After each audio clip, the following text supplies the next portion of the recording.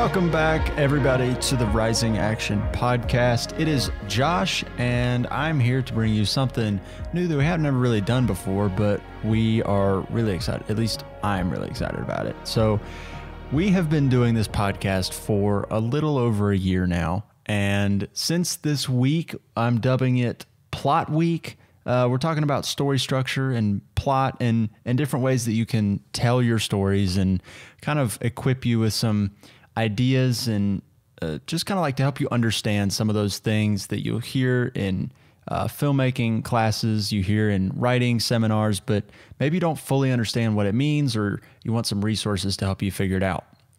So this episode is one that Grayson and I did a little over a year ago on the hero's journey plot archetype, something that you'll see just about everywhere. It's in Harry Potter, it's the Lord of the Rings, it is Star Wars, it is everywhere you look. The hero's journey is right there staring back at you. And if you can learn how to tell a story using the hero's journey archetype, it will take you really, really, really, really far. So sit back, relax. We're going to open up the vault and pull out an old episode with Grayson about the hero's journey.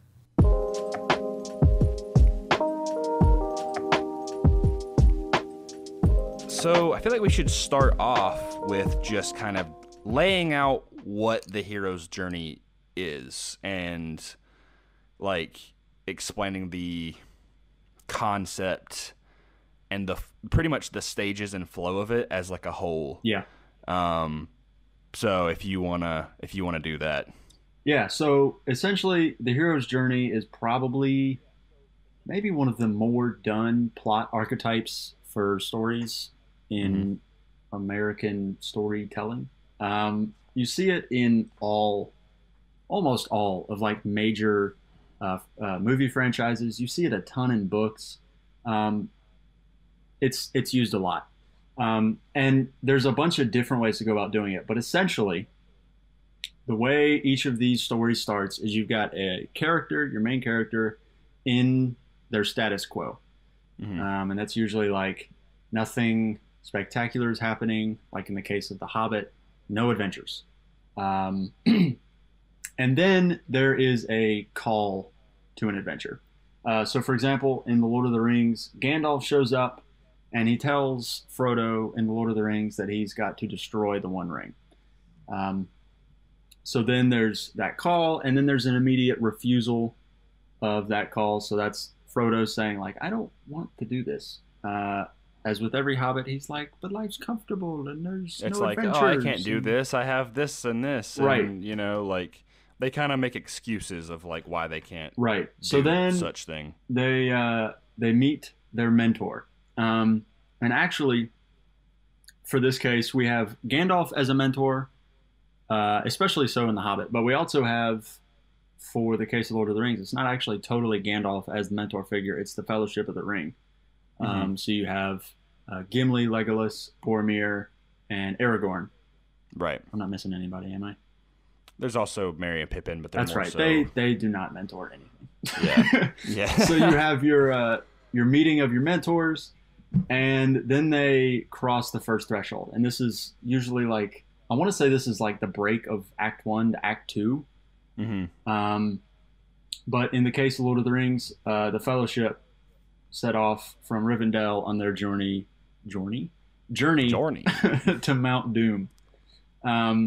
So that's usually like your first act break, and then you break into Act 2. And in the case of Lord of the Rings, the Fellowship goes into Moria, and they face the Balrog. And Gandalf gets dragged down. Actually, that's the end of Act 1, and that's the inciting incident that breaks you into Act 2. Yeah.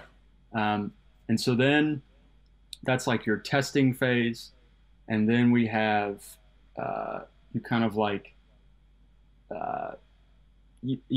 break into Act 2 and like nothing major happens. But in the case of Lord of the Rings, it's Frodo sees the ring's corruptive power.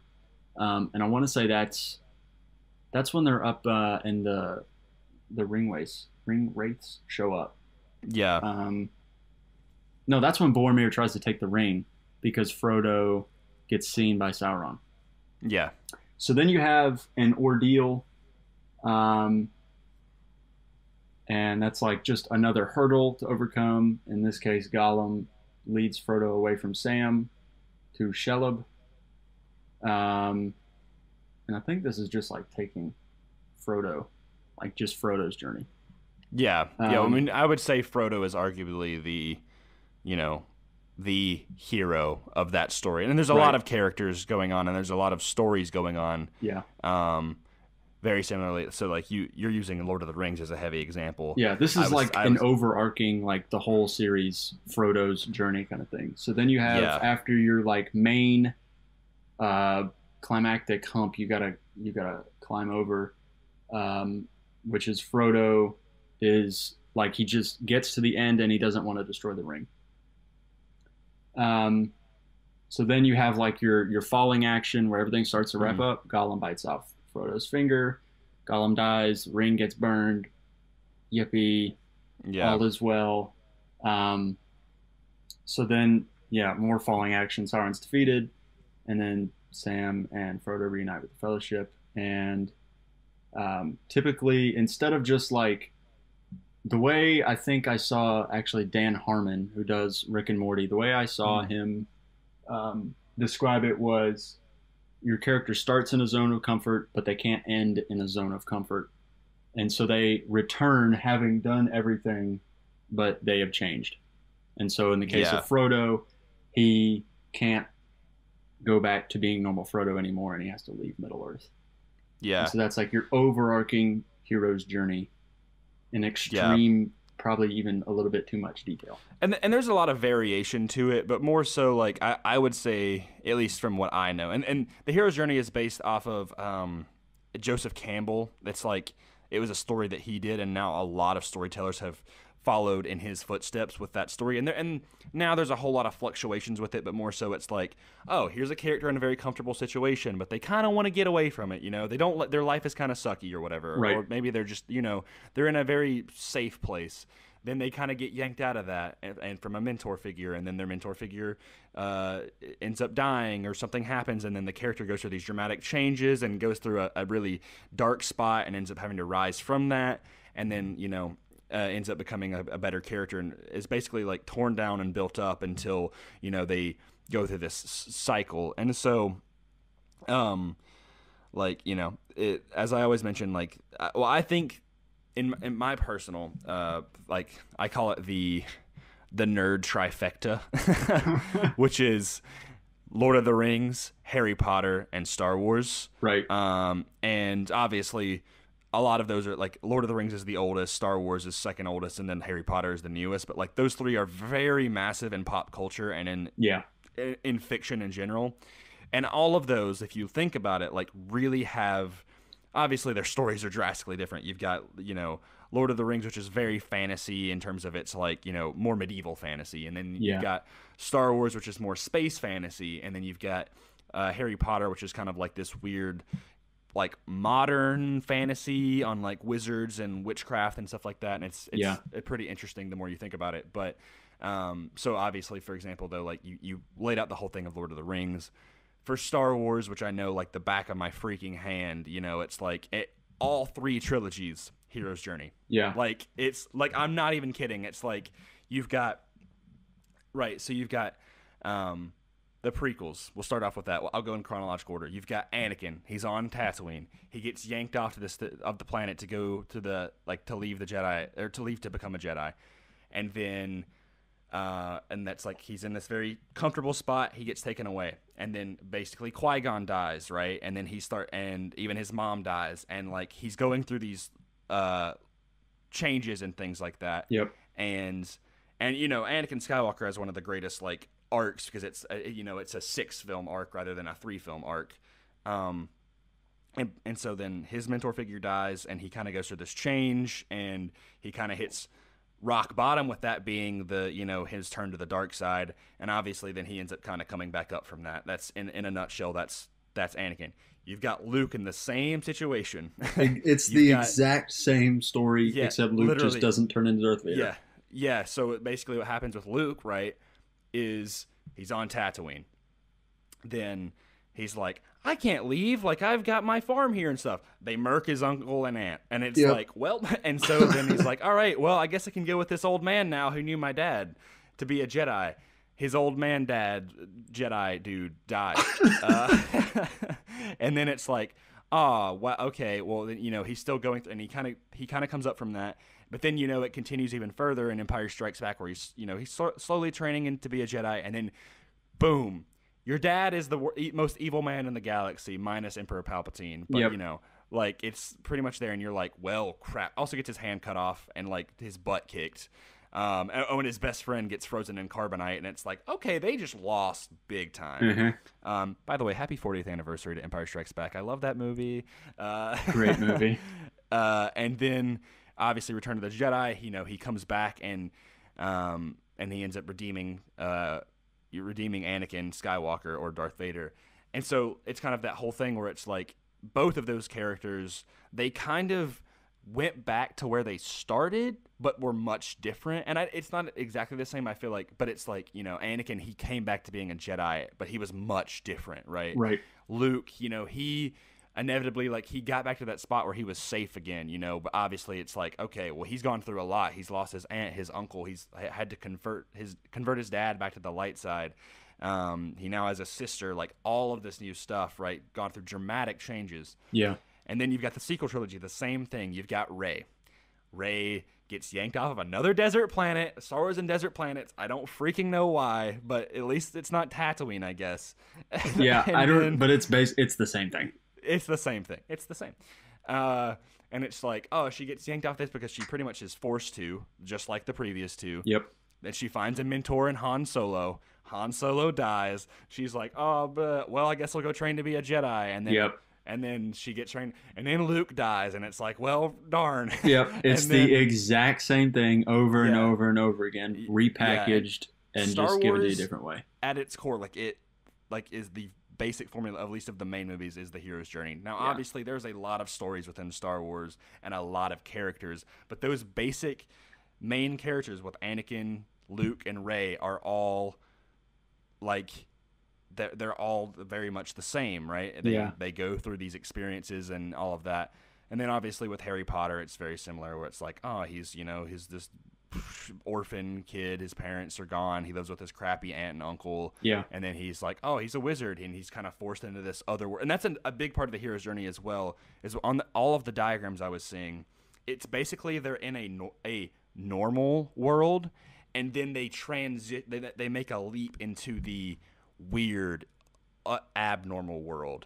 So with Star Wars, that's more like, he's basically like at a farm or whatever, and then it's like, oh wow, he goes out into space, and it's like, oh god, like everything is so much different here. You've got these weird aliens and all this stuff. Harry Potter's like wizards and stuff, and even with The Hobbit and Lord of the Rings, it's like, oh man, okay, I'm in a completely different place than the Shire. The Shire, it's like you've got elves and dwarves and all of this other stuff. Like, it's drastically different, and so that's kind of one component of it, is basically the character going from their normal world to a completely surreal and like weird world. I think another example of that is like one of my favorite book series as a kid, which I would love to go back to and reread, but there's just so many of them that I just don't really want to tackle that.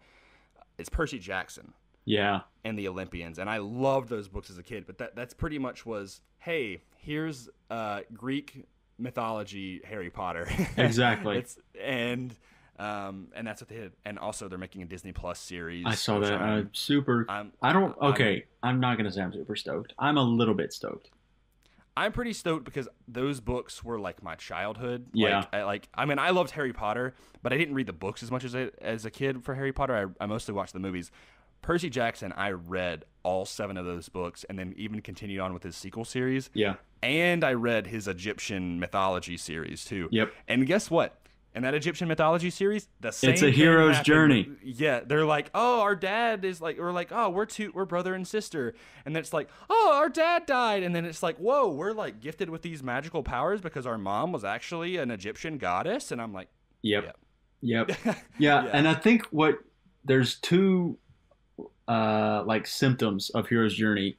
More often than not, it's for fantasy stories, like sci-fi and fantasy. It's very fantasy related. Like as I was saying that, I was like, wow, these are all They're all fantasy of some kind. Like some of them are sci-fi, but more often than not, it's also packaged in with like the chosen one archetype as well. Yes. Not all of them, but a lot of them are. Like it's prophesied that you're gonna do blah blah blah blah blah, and then they do it. Lord of the Rings, Harry Potter, Star Wars, all like chosen one. Right. It's like, yeah. Oh, you can carry the weight of the ring. Oh, you can defeat Voldemort. Oh, you can bring balance to the Force. Right. Like, and now I think modern stories are starting to like distance themselves from the chosen one part, but they're using hero's journey to kind of like still do it, but they're just like, no, not so much chosen one, because that's like overbaked a little bit. It's pretty cliche. Yeah, a little bit. It's kind of like a fantasy trope at this point. That you're the chosen one. You were meant to bring balance to the Force, not that's leave like it in darkness. That's like the most overused thing since like the MacGuffin. Yeah, like which I'd love to do an episode on MacGuffins as well. On like, that'd be dope. Because like that's a very popular thing. Is like, oh, here's this item that's like crucial to the story, and without it, it's like, and so many stories use MacGuffins. Yeah. And another thing that I was thinking of is like, almost like in a weird way, like a lot of Marvel movies are forms of hero's journeys. Yeah. Where it's like almost all of them, actually. Yes. At least the first ones. Like the origin stories of every hero is a hero's journey. Iron Man, Captain America, Thor. Yeah. Like Black Panther, Spider-Man, like they're all, and obviously they're all variants of one another. Yeah. I was in the shower before we recorded this, and I was thinking of different things, and I was like, one of them that I thought was actually like a really good and fresh take on the hero's journey when it came to at least the comic book form was Spider-Man Into the Spider-Verse, which is a lot different than regular Spider-Man, where it's like he's kind of thrust into this like it's not like he like doesn't want to do it. It's like, and it has a little bit in that, but like Spider-Man Into the Spider-Verse, it's like, okay, you've got this normal kid who likes being normal, right? And he's like, and he's honestly pretty content with his life until obviously like he gets bit by a spider, and he's like, crap, like I don't want to do this, and then he gets this mentor figure. Yep. And it's like it's like the Hobbit elements, essentially. Yes, it's that same brand of hero's journey. And yeah, and I don't want to rush this or anything, but like I guess the first thing is like, is the hero's journey like, will it ever get old? Is it getting old, or are storytellers making enough creative differences, or not creative differences, but like basically changes and different ways to the like methods to the formula for it to be fresh? Or like, even if it was the same old, would we get sick of it? Yeah. Like, so okay, as somebody who writes stories, I don't know that getting old is the correct way to say it, but like you see it all the time. Yeah. And so because like I read books about like plot structure, and like I watch lectures about it, I hear like it's one of the 3 or 4 most used. Absolutely. For just like stories in general. Probably like 60% of the things that I consume, it's like hero's journey. Hero's journey. Yeah. Like it's everywhere. Yeah. So I think there are elements of it that are kind of like being gotten rid of, like chosen one.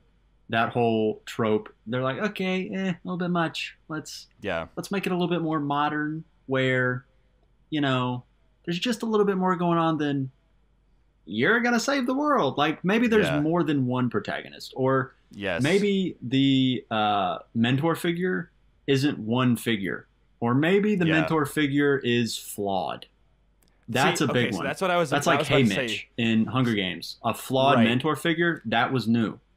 Yes. So here's the thing that I was going to say. To preface this, as we were coming up with the idea of this, I wanted to do an episode dedicated to stories that involve basically a duet, like 2 characters, that being more so a parental figure and a child figure, right? Yeah. And that being like, and it can be a father, a son, like, and their kid. But most of the time, like when I think of those stories, it's usually not their kid. It's like the kid is kind of forced upon them, and and I think that is a very new, and like within maybe the past 20 years, I would say, is a very fresh take on the hero's journey, because more often than not, the kid isn't the main character. Right. It's the adult mentor. is. Yeah. It's almost like telling the hero's journey from the perspective of from a flawed mentor.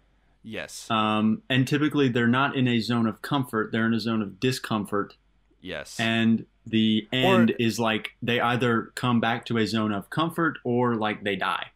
Yes. Yeah. So like when I was thinking of this, and so to give some ideas of like the story, if people are like, okay, well, what's a story example of that? When I thought of it, it was like the video game The Last of Us, the video game The God of War, the 2018 rendition, and Logan. Logan is probably my favorite one, yeah. Right, exactly. And then also, you just mentioned it, I was like, Hunger Games had a little bit of that, because although it wasn't from Haymitch's perspective, right, it was like, I thought about that and I was like, oh, Haymitch is the flawed mentor, right? Yep. Like that's a big thing. And like, weirdly enough, like sometimes like the MCU version of Spider-Man is a little bit like that, where it's like, yeah, sort of, I guess, like with Iron Man and Spider-Man, where it's like, yeah, and I won't get into the whole thing because I have thoughts on that stuff, but go check out Comic Blast if you're interested in that. I'm sure I'll talk about it at some point, or I have in the past. But that's another thing where it's like, Tony Stark isn't like this perfect character, Right. Like in a lot of those stories that like those classic heroes' journey, those mentor figures are put on this pedestal, this holy grail. I mean, you've got Gandalf, Obi-Wan, and Gandalf, and Dumbledore, right? Yep. And then more often than not, though, a lot of those stories, I'm realizing this, it's like they start off and you think they're like these amazing characters, and then later in the story, they reveal something about those characters that it's like, oh, they're not as good as we thought they were. I think Gandalf is maybe the exception to that, although like I would say I think there are a couple times that he's like shown to have a little bit of flaws, but not very much. Normally he's put on like Gandalf as like, dude, Gandalf can't do any wrong. Like right, yeah, and I think Tolkien used Gandalf to be like a god figure, yeah, or at least like a Jesus figure at a minimum, yeah.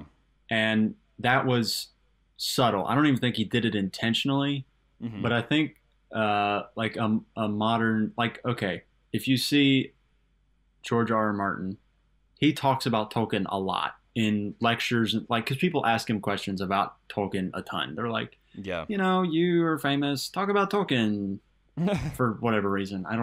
Because I guess Tolkien is the father of fantasy or something. But pretty much. One thing that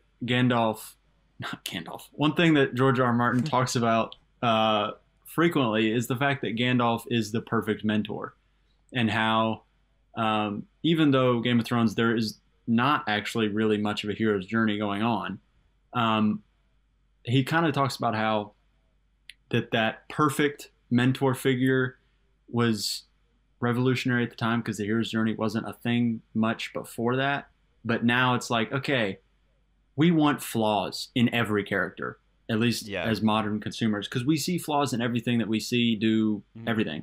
So we want all of our characters to be flawed somehow. And I think that's kind of like the modern spin on it is we want flawed mentors, we want flawed protagonists, which that is constant because the thing that binds all of our stories together is conflict. And so how do you get conflict? You have flaws and you got to overcome those flaws.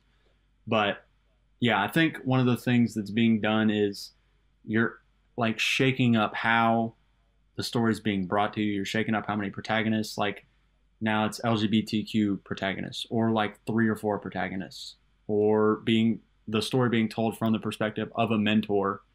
And like, which is really cool because I dig it. I dig it a lot because it's super different and unique. And it's like, okay. And a lot of times, like the mentors, like I think this is, and they're probably going to change this up, but like the mentors don't want to be a mentor. Like, yeah.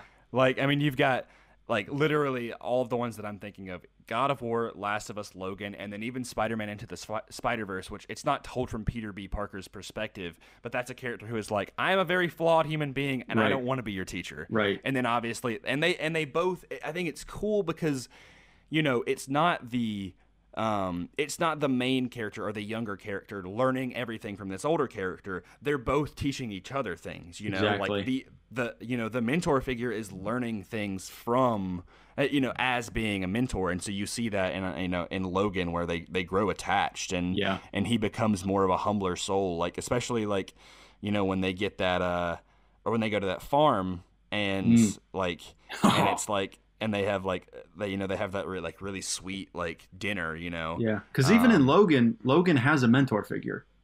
Yes, and but he also has to take care for his mentor figure, right? It's really cool because even still, it's a hero's journey with obviously Hugh Jackman as Logan, as your hero, but he's also a mentor, and he's also being mentored, and it's like, okay, that's cool because it's a different way of seeing it. Like, okay, imagine if Force Awakens was from the perspective of Han Solo. God, like how much better would that have been? Like that would be so much cooler. Okay, imagine like he's bringing Rey on as his little protege, but he's also got the deal with his son. Like that's just, there's such good conflict there. Imagine if they would have not done a typical hero's journey and would have been like, okay, let's tell this from the perspective of Han Solo. That would have been crazy though. Like if Han would have been like, no, like I think that was probably why he was skeptical of like accepting Rey. Anyways, like, bro, my son's on the dark side now. Right. Like I don't, and that was but you see, you see that from Luke in The Last Jedi, and I thought about that. I was like, that's probably what Rian Johnson was trying to do, is make it this different modern take on Luke Skywalker, where Luke Skywalker doesn't want to train anybody. He's not this perfect mentor figure. He's not your Obi-Wan Kenobi. He's not your Gandalf. He's not your Dumbledore. Yeah. He's this guy who is a hermit, and he doesn't want to be left, like he wants to be left alone because he screwed up and he has baggage. And it's like, well, both Rey teaches him like there's still hope, and there's still, and like he has to learn that all over again, Yeah. And people get mad at that. It's like, how can this character have been, the most optimistic like Jedi in Return of the Jedi, and he brought back the most evil guy in the galaxy? And it's like, in real life, we have to relearn the same lessons every day. Yeah. There's some I think days where the problem is that like true, you want to see a little bit of it, but it needed to be foreshadowed a little bit more. Because Luke was set up to be like a perfect mentor figure from what we already knew about him. And there was no, we had to learn all of his flaws at like one moment when it was all of a sudden, there was no flaws before that. And then all of a sudden, The Last Jedi, there is flaws. But he had flaws in the original trilogy too. He did, but they were just different. And like I agree with that. It's like, okay, well, you've kind of totally changed the trajectory of a character from this trilogy to this trilogy. It's almost like they tried to turn him into Yoda from Empire Strikes Back, and it just didn't work because it was like, there's not like the same correlation here. And Yoda, and you can see that arc with Yoda from the prequels to the original. Like it's like seamless. It's absolutely seamless. And with Luke, it's like it's not. It's choppy. He's like, I am the most optimistic Jedi ever. Like, right. And then he's a total pessimist. And it's like, okay, but I need to know why. Because with Yoda, I get it. Like, that's a cataclysmic event, a massive inciting incident for that character arc. With Luke, there's nothing. Like, okay, well, to play devil's advocate here. Okay. Luke did his nephew burn the entire Jedi temple down, and he killed like pretty much all of the Jedi. Like, but we didn't see it, and it was in dream sequences that we knew it was happening, and so it was like, that's true. See, I still say this, and I'm going to divert from the whole Star Wars thing because I'm sure people get sick of it, and I don't want it to be this Star Wars podcast. But if you're listening to me, like you're pretty much going to get a little bit of the ride, because that's how I am. What was I going to say? I think the first movie in that trilogy should have been focused on Luke and Ben and showing that. Yeah. Then it'd be like The Force Awakens, and then pretty much the last one be like this kind of combo of like Last Jedi and Rise of Skywalker, or even the middle movie be a combination of Force Awakens and Last Jedi, right? Or it's like, it's just, anyway, that's a whole different thing. There was another question I had though regarding Hero's Journey, and that was, let me see. Okay. Like, how and why has it become so iconic? Like, I think just because it's an easy way to take a main character, because, okay, a key aspect of this Hero's Journey archetype is that your main character is learning as they go along. Yeah. And I think it's a cool way for authors and screenwriters and, filmmakers. It's a cool way for them to take their character from, Kansas to we're not in Kansas anymore, Dorothy. We're in Oz. Yeah. Like, it's a cool way to get you from point A to point B in a fashion that kind of makes sense. And I think another thing to kind of go along with what you're saying is it is easier for the reader or the audience member to kind of follow the story because we're following it from a perspective of like, this character doesn't really know much. Yeah. Rather than, a character that knows a lot more. Yeah. And also, like, if you're going to do a series, Hero's Journey is a great way to set up the first installment. And then with the next ones, you do something a little bit different.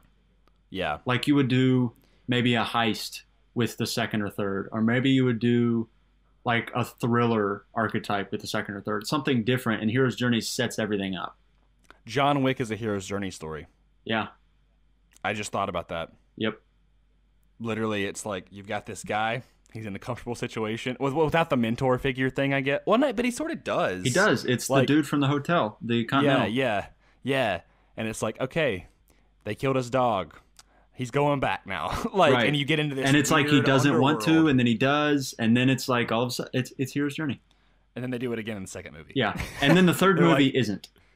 Yeah, the third movie. Yeah, the first two movies are. The third movie is like is definitely like a okay, he's here now. Like I don't know if there's an archetype for what the third movie is. I really think it's, and if I thought about it more, I probably could equate it to an archetype. But it's truly just like, okay, he's in a bad situation, and it's so he does not start out in a zone of comfort or a status quo, because it does carry on from the second one.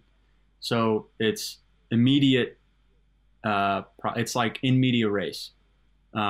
It's in the middle of a problem, and then he's got to solve it, and he spends the rest of the movie solving that problem that he's in, and it works because the problem is huge. So I don't know what that archetype is, but it's just like he spends the whole movie trying to solve one problem, and he just deals with like problem after problem after problem. Right. It's probably a thriller archetype, but because it's John Wick, there's like fight scenes that just kind of like slow it down, so it's not fast, it's not quick at all. But it's probably some kind of like a thriller thing, because it's kind of like the whole like an ocean waves kind of thing, where it's like you go over one wave, you get in a little bit of a valley, and you go over another wave and you get a little bit of valley, so it's just constant up and down. But you're right, the first two are totally Hero's Journey. I think the only reason I pointed that out was because you can literally find the Hero's Journey everywhere, everywhere. Like it's so commonplace. Like I'm just like looking at like all my games and movies, and I'm just trying to identify like how many of these are a form of the hero's journey. Like it's just okay. Have you seen the movie Children of Men? I have not. That's Hero's Journey from the perspective of the mentor. Let me look that up. Essentially what happens is you've got a guy who was, let's see, he's like in a, okay, essentially it's people can no longer have biological children anymore. And it's like this dystopian sci-fi thing. And so the main character is like a reluctant, he just doesn't care. Like, he just doesn't care about anything. And then one of his old buddies, Michael Caine, he brings him into this thing where it's like there's a girl who's had a biological baby, and they have to protect her, and the government like wants to kill her or something. And so he has to like, because he has a certain set of skills, he has to like take her from point A to point B. Yeah. I think it might even be like a literally utopia. The Last of Us. Yeah. It's pretty much The Last of Us. It's just told from the perspective of the mentor instead of the mentee. Also, Logan. Yeah. Like, it's like, oh, and he has skills. This person has, like, a gift. And here you go. It's a common thread, and this spoils Children of Men, so I'm sorry. If you want to not have spoilers, you're going to have to skip, like, 15 seconds. He's going to die, right? He dies. He dies at the end. And she lives. So, I mean, it's just perfect, like, here's Journey. From the perspective of the mentor. But that was made in like 2003. 2006. 2006? Okay. That's what it said. Yeah. Yeah. I looked it up. I was like, oh, okay, I can see who these people are. Yeah. Yeah, and I think with that example, like, it'll go to show that somehow, in some way, we will see new ways of people telling the creative ways of telling different takes on the hero's journey. Yeah. Because I think this is definitely like a big step in that, and then it's like, you know, because almost in a way, like, those mentor figures are also a hero in themselves, where they're in a comfortable place but like they're more so in a place where they just don't want to do anything, they don't care about anything, right? And they're kind of forced to grow out of that, you know. Yeah, there's an inciting incident that forces them to take action in some form or fashion. Yeah. And I'm sure we'll see like different ways. It's just hard to say like how, you know. Yeah. And I would love for me, like, I would love for some way to come up of a different variation of the hero's journey. Yeah. But it's safe to say the hero's journey isn't going away anytime soon. No, there's going to be different variations. Like, people will do like what they're doing with the mentor situation, where they're going to try and put a different spin on it. Yeah. Chosen One, I don't know if that's coming back that much. That's going to come back like, there was like 20 years maybe. But like for now, it's yeesh. But like I would agree with that, but like there's still Chosen One stuff all the time. Like, literally, there was a movie, like I mentioned to it, The Kid Who Would Be King. Yeah. Literally another hero's journey. The kid is the chosen one. He's King Arthur, or no, he's like the descendant of King Arthur or whatever. He's the chosen one. Blah blah blah. And I'm like, yeah, okay, cool. Yeah, and in a way, Interstellar is also kind of like a hero's journey. Mm-hmm. Yeah, it's very true. Batman. Batman Begins is hero's journey. Inception is heist, but it's also hero's journey for the main character. It's not as much because it's like you can see the plot beats for a heist plot, where it's like, okay, he needs to. There needs to be a reason why he takes a job. It's kind of like a big, like, if he doesn't, there's stakes. Like, that's what I'm trying to say. There's stakes. If he doesn't take the job, bad things will happen. So he starts assembling his team. He starts bringing out all of his buddies from the past, and then they learn together. They make a plan. They learn. They figure out how they're going to do it, and then they're like, okay, we're going to do it. They go do it, and then there's a twist at some point in there between them doing it and the end. Big twist, changes everything. They got to figure out how to deal with it. Maybe everything goes to crap. Maybe it doesn't. And then it all wraps up. Yeah. We need to talk about heist movies at some point too, because freaking love heist movies. Heist movies are great. We still have a lot of different like major topics to talk about. What did you just drink? I just drank cold coffee. Oh, nice. I do that all the time. Ugh. But yeah, I don't have much else to say. I can't drag this on any longer unless you've got more stuff to say. No, I think that pretty much wraps it up.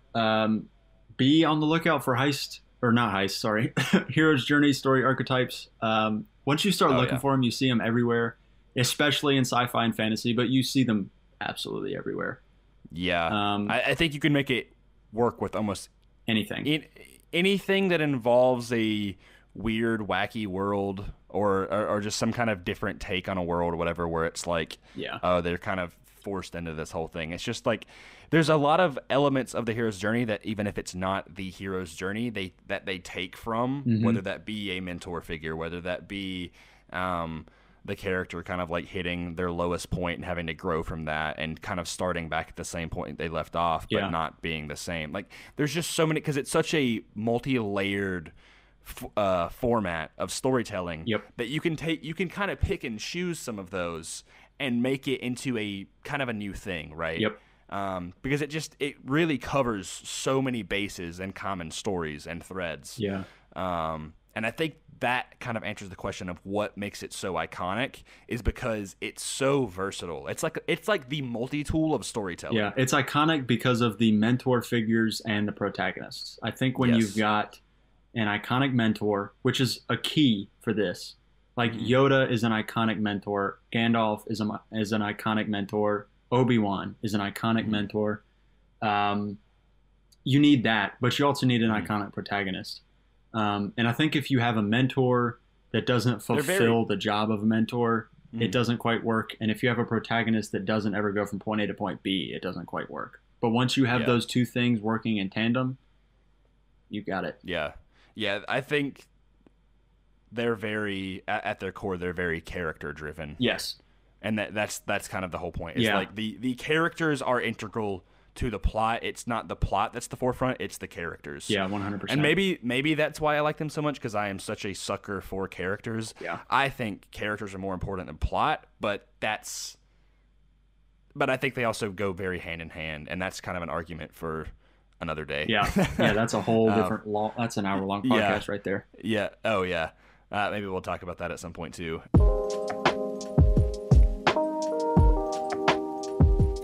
Thank you guys so much for listening to that episode from the Rising Action Vault about the hero's journey plot archetype. If you would like to learn anything more about maybe what the hero's journey is, or where you can get some more resources about that or learn more about that, follow us on Instagram, DM us on there, comment on one of our photos on there, and we will get back with you and maybe chat more about what the hero's journey is, what that means for your stories, or maybe just if you want to figure out what that means in movies that you're watching and books that you're reading and further understand that.